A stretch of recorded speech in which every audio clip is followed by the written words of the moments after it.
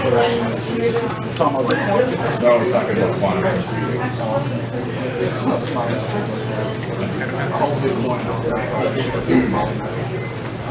All right, guys, thank you for coming out tonight and taking time out from your family and work, and we'll have fun.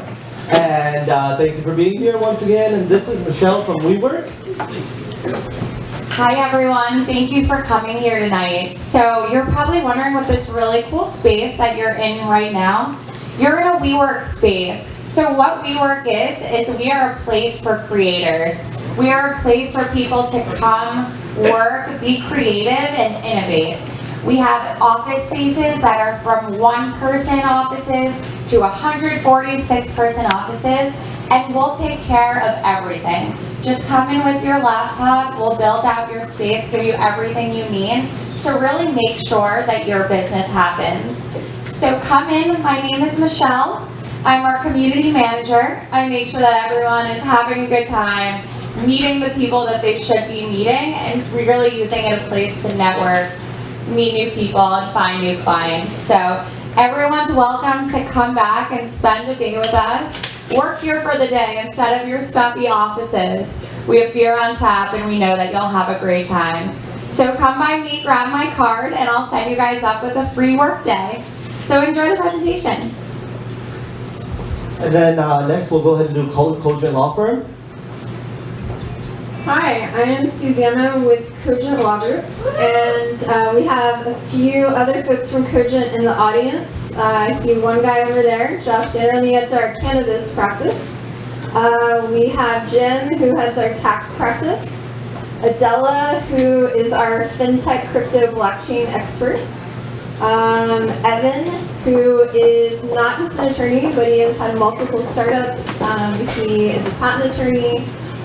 Does corporate law, and I'm sure quite a few other things that I'm forgetting. But we have a broad range of services. Obviously, you heard me mention cryptocurrency and blockchain. But the startup emerging businesses is another one, and tax kind of works into that as well. And in some cases, there's cannabis that works in cryptocurrency because of the troubles with banks. So all of these things can come together, and Cogent provides a platform to help you in a full service way. We do offer free 30-minute consultations. So if you're interested in that, come to anyone who I just pointed out in the audience, and they will get that squared away for you. Without further ado, here is Nabeel. Hi guys. So how's everybody doing tonight? You want to get up and stretch and meet the person next to you if you haven't done so already? It's half an hour, 25 minutes. And just house rules, do me a favor and put your phones on vibrate for just 30 minutes.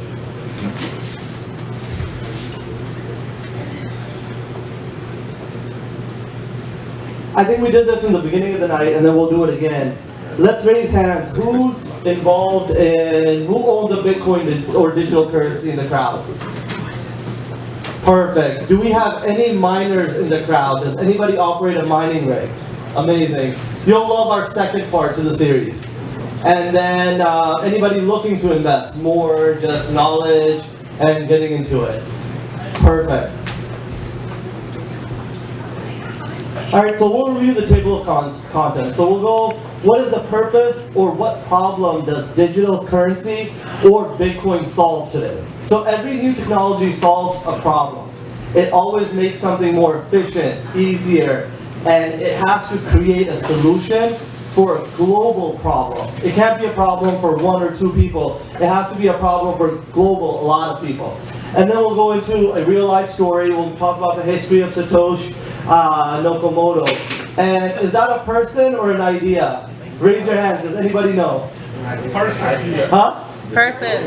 It's a person or an idea. We don't know. So the FBI, NSA never found out who the true developer. There's a small team of core developers, and some people speculate that it's one of them. But there is a billionaire out there that is the most low-key billionaire in the world. And then we'll go into Bitcoin. We'll talk about the charts. We'll talk about the numbers. We'll talk about how it's gradually increasing and why. What is the reason? And then last, we'll talk about Cryptolitics company, and then we'll go over to Cogent again.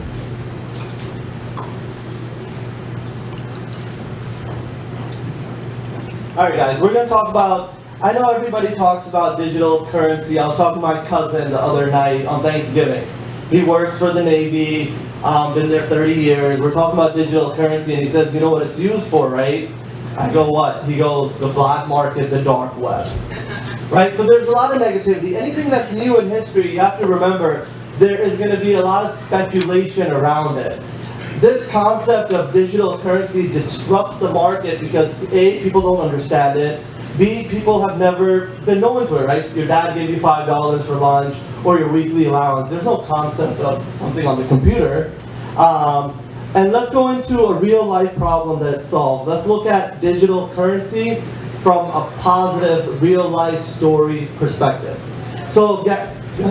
Before you get into that, could you just introduce yourself? Yeah, I'm sorry, I think I did that in the beginning. My name is Nabeel Malik. I'm the CEO of Cryptolitics. I'm going to be doing a 5-series event on digital currency. And we're going to go into different subject matter expertise. Like one is going to be mining, one will be ICO research and development, the other will be taxes and compliance, and another one, ATM Bitcoin. So the one that I know about, the ATM Bitcoin, interesting, if you guys are ever in Tyson's, the Exxon right in front of the mall, that has a working machine. So check it out. They charge you 18%, so I don't know if you should, if that's the place you want to transfer your money. And let's get started. So Afghanistan's been at war for the past, I don't know, 2 or 3 decades. Internally, externally, just internal conflicts. It's always been in conflict. So the women there have very limited rights. So there was an organization that went from the US, it was an art school, that approached a school in Afghanistan. I'll give you guys the details or the article, I can email it to you. Went to Afghanistan, talked to a school and told them we want to teach the internet and digital currency and the concept of social media only to women.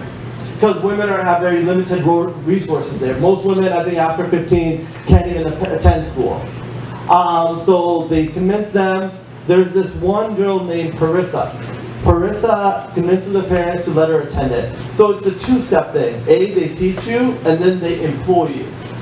So first you go in, you learn the internet. What is the internet? What is search engine? What's social media? How has the world changed? Then you go ahead and write blogs. So they hire you. You write blogs and you're part of movie productions and blog writing. So the biggest problem they had there was they didn't know how to pay the women, their employees. So the biggest issue is a woman in Afghanistan cannot have a bank account under her name. It's under your father's name, brother's name if you're unmarried. Once you're married, it's under your husband's name. So that you don't have access to the funds that you worked so hard to earn. So even if the person takes 50% from the top, what can you really do? Nothing, it's their account. The money is still going into their account. So the company saw that problem in 2013 with all their employees. They looked into digital currency and they started paying their employees in Bitcoin. So that creates freedom of currency, meaning now she has access to her own money. Bitcoin doesn't care. So if you go register an account on Coinbase, Bittrex, Exodus, anywhere, they're not going to ask you your age, your address, none of that. Your bank account, you link it if you're removing cash, or an address if you're switching Bitcoin from one exchange to another. So it gave her the freedom to control her own money that she was working so hard to earn. So that's one of the problems that it solves in the world. The second thing is, we'll go into the concept of it, right? So it's peer-to-peer sharing. You have a Bitcoin, I want one from you, I'm going to pay you the amount that you want it in, and you give it to me. Meaning there is no debt. The economy of Bitcoin is solely based on ownership and asset. It's not leveraging debt like the American economy, right? What are we, credit card? I think debt is in the billions constantly. Student loans are in the billions. This is a peer-to-peer, non-monetary, meaning there is no government, corporation, or entity controlling the price of Bitcoin. It's solely supply and demand, and it's on the people. Whatever the people decided. tonight, say, 10 million people decide to sell $1,000 worth of Bitcoin tonight, would it fall? Yes, it will. So the people control based on supply and demand.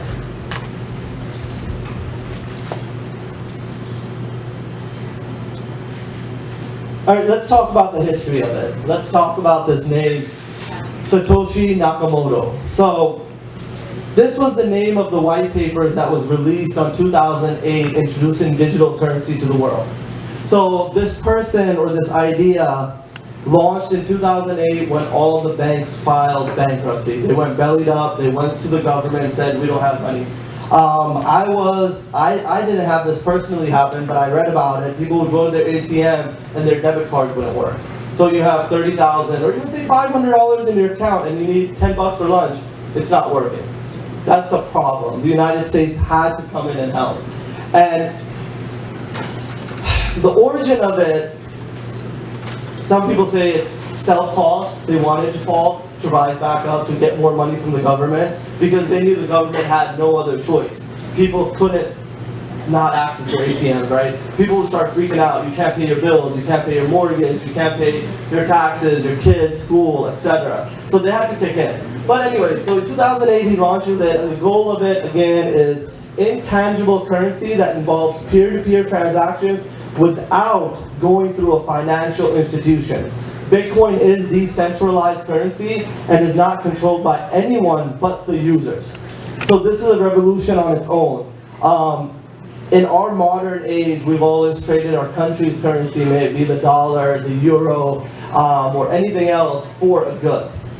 This is a new type of currency. It came out in 2008. It was started adapting. Coinbase and Bittrex are one of the largest exchanges. So right now you can open a Coinbase account and transfer $500 through a debit card, or up to, I think, I don't know, $50,000 through a wire transfer. And he had an idea. They have a team of core developers. The whole technology is based on blockchain. Once the calculated algorithm is created, number one, Bitcoin is out there. It can never be used again, meaning it's not going to hit anymore. So you see all these miners or GPUs with all this technology. The goal of every one of those computers is to find the next algorithm in the Bitcoin. The cap is 21 million. I think we're halfway there.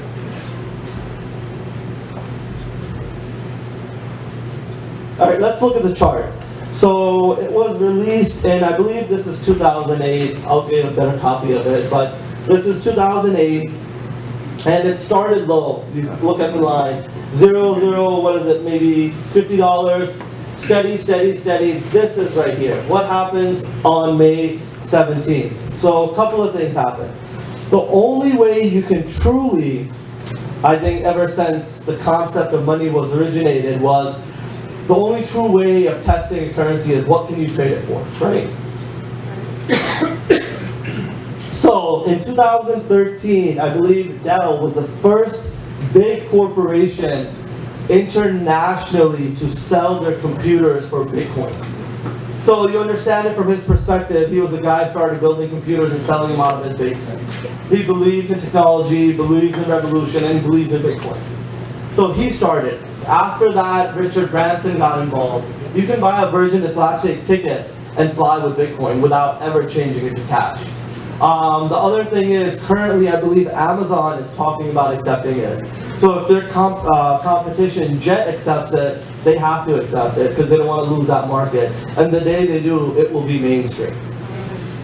So this is what's happening. It's being accepted. Right now, I think last time I heard there were 32 restaurants or places in New York City that are accepting straight Bitcoin if you wanted to eat or shop there. In DC, it's not as widespread, but if you guys ever wanted to buy a cell phone off of a digital currency, I have a friend that owns a store. I convinced him to start taking Bitcoin. So you guys can always do that. I have a guy that has a really good friend of mine. He didn't make it in here. Maybe he's on his way. He owns a dealership, and he said, I'll take Bitcoin for a used car. So it is coming around. It will evolve. And what's happening right here, right? So the biggest jump, these jumps were nice, but I think the recent jump that we'll talk about is right here, right? We'll talk about how did it go from 7,000 to 10,000. Overnight, it increased $1,000. So if you own Bitcoin 3 weeks ago, you would made $2,000 on top of whatever you bought it at, or 3. So if you bought it at 6, it's worth almost 10 now. One big reason, and I think I did some research on it, on December 10th, there's a company called CM Financial Group. They're starting to trade indexes on Bitcoin in Chicago. So this is the first attempt of an institutionalized financial organization on a large scale investing in Bitcoin. And their ledger is starting at 10,000. So if right now the price of, did it cross the 10,000 mark today, guys? Anybody know? Yes. Did it cross it on Coinbase? I didn't see it. Yes, it did. Where did it cross at? It always trades higher on the Asian markets. Somebody in India this morning was telling me it crossed it, and I told them it didn't here. Yeah, it's not on Probably Korea. 700 here. It's at 99.41 right now. It was at 10 when I was coming in, so it's right up there at the 10 mark.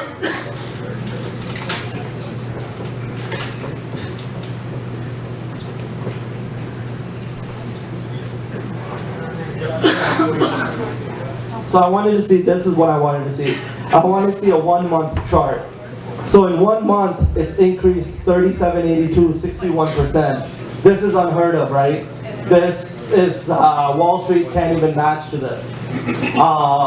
It's happening because it's becoming mainstream. I think it'll do a big jump once Amazon accepts it, which is happening in the near future. Is CM Financial a brokerage? They're not a I think they are. They're starting index trading the way I understood it, and anybody here can correct me, right? I'm not a subject matter expert. What I understood was they're taking people's money at 8 Bitcoin, which is about 40,000. I mean, now it's 80, but I think they're taking 5 or more Bitcoin, and they'll give you 20% margin on both sides. Meaning tomorrow, if Bitcoin becomes $15,000, you only make 20%. If tomorrow Bitcoin becomes $100, you only lose 20%. So that's the way I understood it. That's how they're going to be indexing it. If anybody else has a better idea or can go into detail, they're welcome to.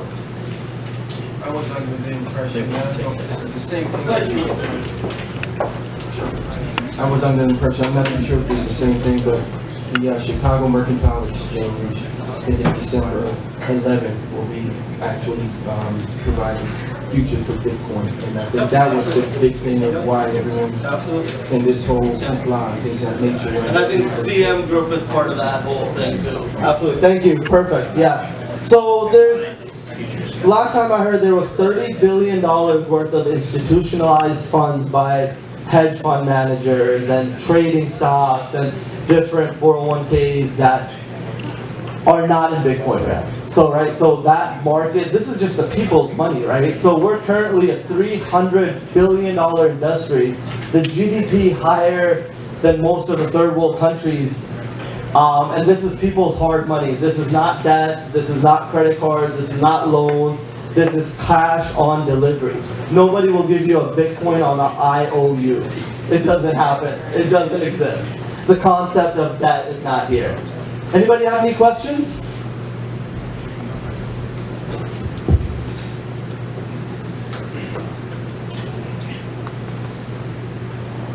Okay, so just to go over Bitcoin, where is it accepted? Overstock accepted it in 2013. Maybe the reason for the big jump that happened in 13, that's one of them. Virgin Galactic, Richard Branson accepts it, WordPress, and etc. Reddit does, eBay does. eBay started accepting it as well.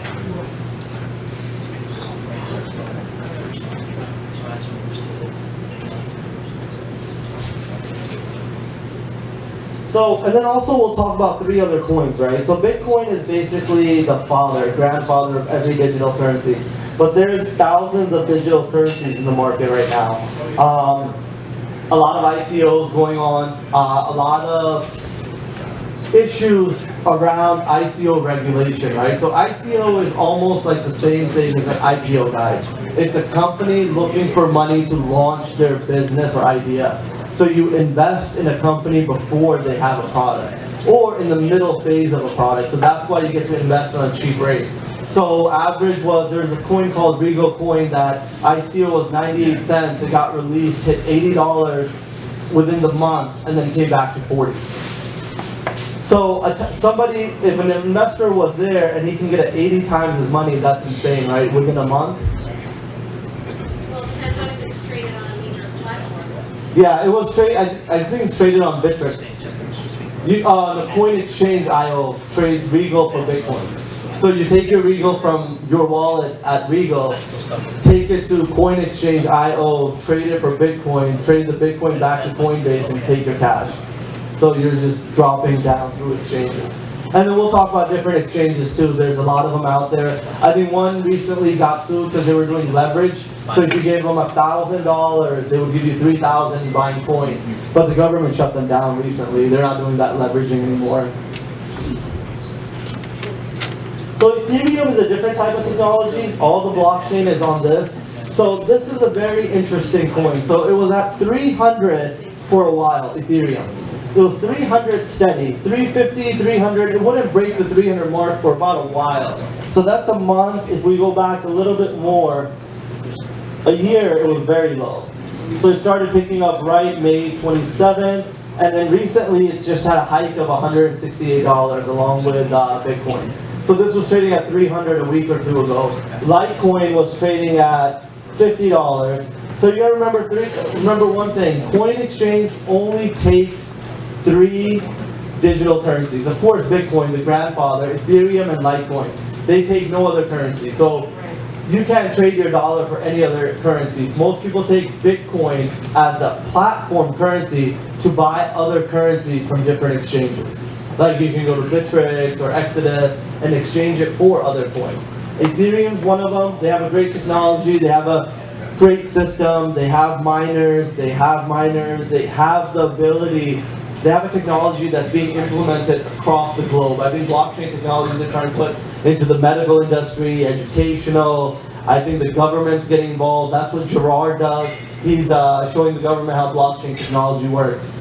Litecoin is a different type of technology. What they believe in is a different network. So their network speed's a lot faster.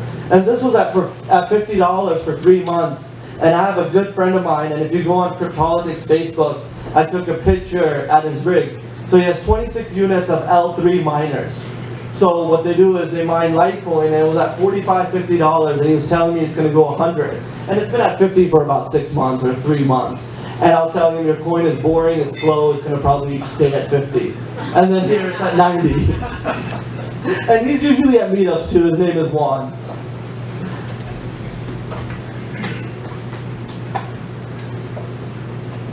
All right, and then we'll go into a little bit about what we do here at Cryptolitics.com. So first, I'll introduce my staff. So we have Usman Khan right there. He's the Marketing and Business Development Director. We have Rabia. Rabia, can you stand up? She's our Chief Editor. So all the articles go through her approval, then mine, and then we post them. And then we have Dan right there. He's the Chief Operations. Handles all the fun stuff that I seem to ignore most of the time. And what we do here is basically we're news. So I saw a problem, right? I saw a problem where information was very difficult to find online about digital currency. It wasn't difficult, it was scattered, right? So one site would only focus on mining, one site would only focus on news, one site would only focus on ICO. Nobody would put the picture together or put it all together in one platform. And that's what Cryptolitics does. So our main homepage is news, right? So we probably have that CM article, why it's going to 10,000. We have a live ticker as well. If you look at the top menu, who can tell me if there's a correspondence between the top menu header and these presentations? Nobody on my team. Well, there's 5 things up there, and you have 5. Yeah, but look at the subjects. They're the same exact subjects except the intro. So we'll go into mining next time. We'll go through an entire journey map that I never found online. I learned through some people I met, some great people on meetups, on different places. I went to meet a guy in Michigan. He had a rig, but it wasn't online. So we'll go through phases of how to order your miner or research for one, and the steps to purchase one, because they don't make it easy. You can't take your dollar and buy a miner. You can, but you'll pay double the price on Amazon or eBay. and we'll go through the whole process. Second thing is ICO research and development. We'll do test case studies on 2 or 3 ICOs. One that have become successful. We'll do a bad one because wherever there's good, there is bad. There are scams, guys. I'm not telling you to go invest in every ICO that you see. It does happen.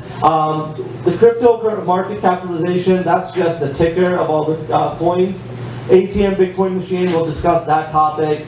We'll discuss the taxes, compliance, regulation, because you are trading dollar for digital currency.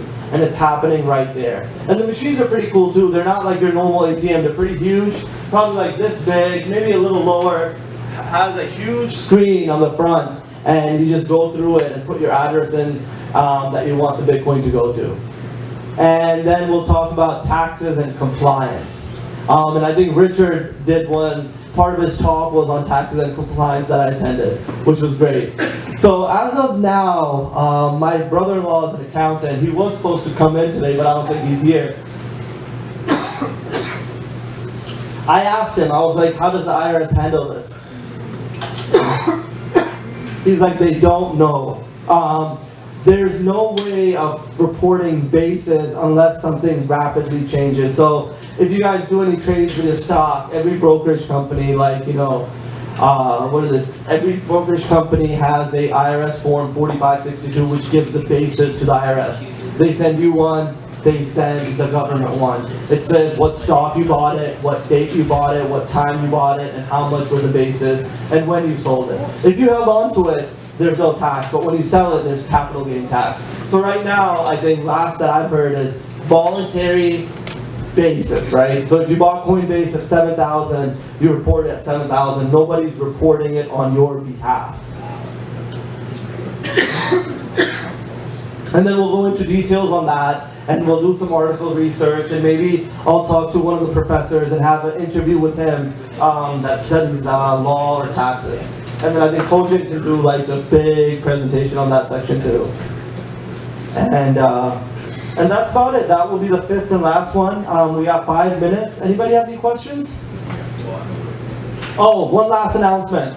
So everybody that goes to Cryptolitics, I think we have less than 100 people here. So everybody that registers on Cryptolitics tonight or tomorrow, or you're part of the first 100, you'll be entered in a raffle to get a free thumb miner. It's a neat device. You can play with it, you can learn it, you can open it up. I think it does $20 worth of Bitcoin mining over the year. So it's a small little device, but I think something fun. Any questions? Go ahead. So, have the government announced it illegal? Because they recognize it, and that's because in the New York they start an office, but after a while New York announced it's illegal for him. So the government recognizes it, right? So Like Wall Street. yeah. Like they have an office, but they close that. Yeah, so JP Morgan currently is doing research and development on Bitcoin. They have an entire staff that all they're doing is research. The government too, the GSA, and other sectors, that's what Gerard does. He's the owner of the meetup, Cryptocurrency 2.0. So I think he had a meeting last week with the GSA where he's doing a presentation helping them understand digital currency and blockchain technology. So I think we're getting there, and eventually we'll get there. It's something like Uber, right? So if you ever remember Uber and the journey Uber CEO had, he's a very persistent person. He got sued by every state. I think for a period, DC made it illegal because they didn't have commercial insurance. So every new technology, every new disruption has to go down the legal path. And so the reason I told that because the big like financial institutes like IMF, they don't like that idea. It's against like that so idea. And another reason is that like the terrorists and gang they can use like for money laundering. Yeah, so I mean the bad will always be with the good, right? So the internet was created for research or whatever it was created for, but people do a lot of bad things with it. So the bad will always be with the good in any aspect, right? Do people money launder dollars? Of course they do. Can you buy arms with dollars? Yeah, that's the biggest way to buy arms, right? So there will always be a negative aspect to every new technology, but that should not take away from the positive aspect of it, right?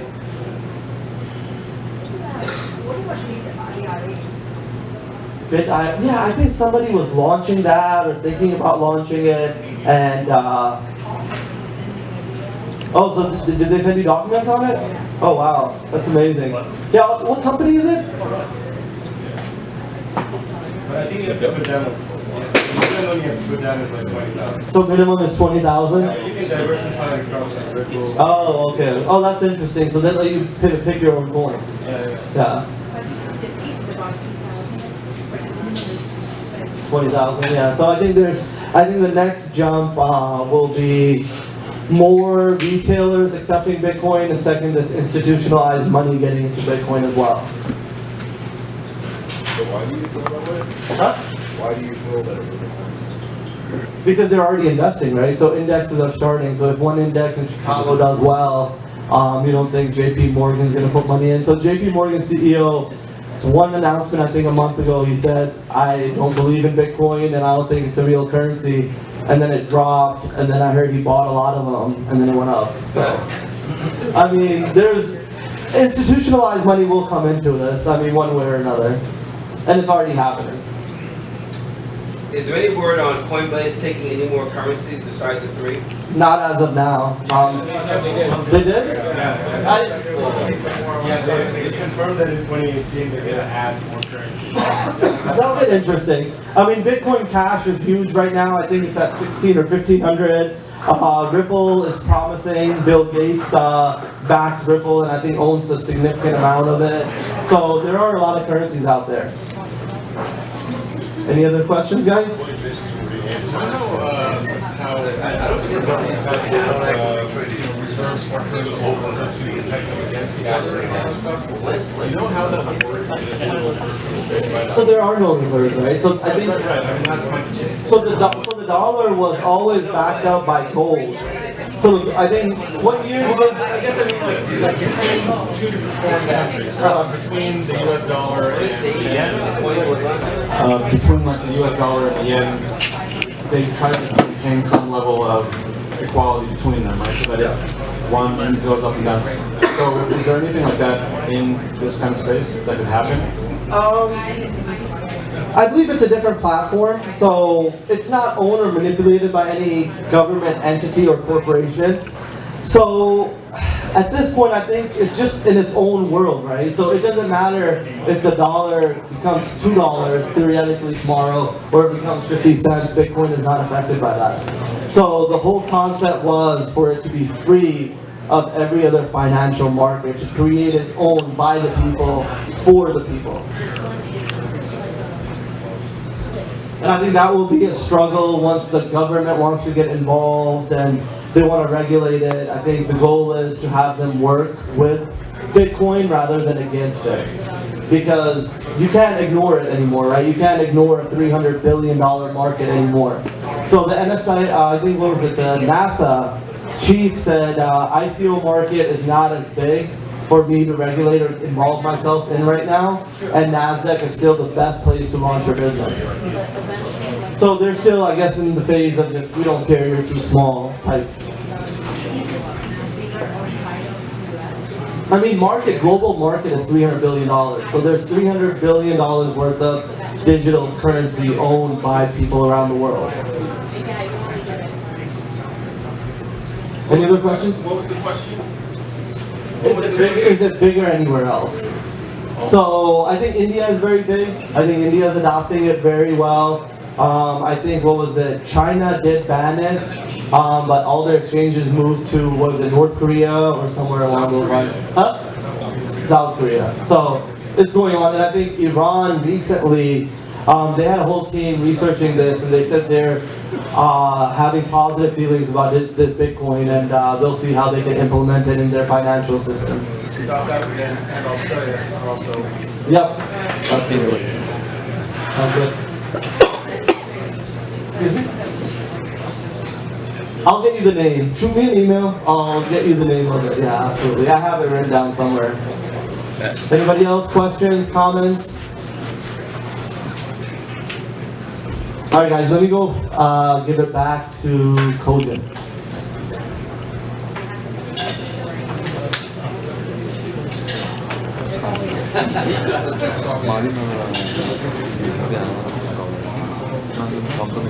And guys, we have another networking hour, 7 to about 7:45, 7:30.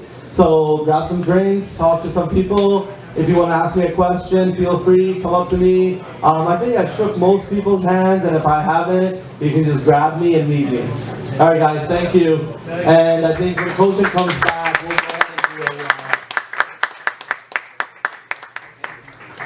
a... All right, guys, thank you. Thank you for attending. We'll have a second one. Please register at cryptolitics.com. You can win a miner and get all the updated information.